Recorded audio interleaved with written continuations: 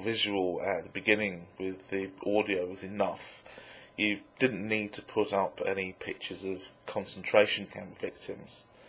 I'm sure I wasn't alone in that was the first image that occurred to me when he started talking of human garbage and burning garbage.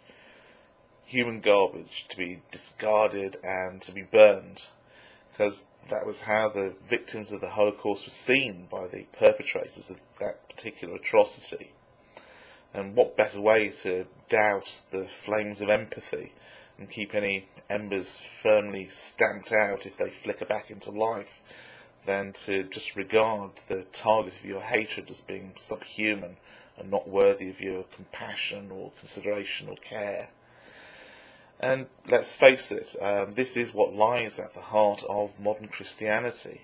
In the minds of these Christians, there is no compassion awaiting us when we stand before their evil overlord. And I think you touched on a very important point when you said that people who denounce YokeUP and his ilk as not being true Christians are mistaken. Because, as you say, if you read the text, you'll find that they are truer than the fluffy Christians.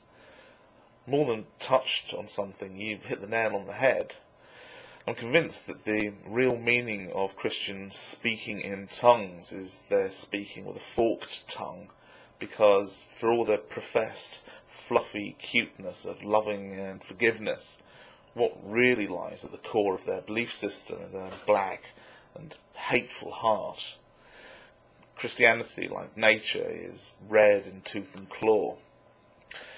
If the Bible is anything to go by, their psychopath God's heaven won't be white clouds and silver halos and golden harps. It'll be a slaughterhouse torture chamber dripping with blood and gore and choked with the stench of death and decay. Just read the book and you'll see for yourself that that's the kind of thing that God likes most of all. And after referring to the video that YokeUP posted, you asked, how do you respond to something like that? Well, obviously there's only one initial response that any reasonable human being could have: revulsion. But I'm going to suggest that we should try feeling something else once the initial horror has subsided. Let's try feeling some compassion and pity for people who live their lives filled with such bitterness and anger. Perhaps the root of their obsession with hell is that that's where they are right now.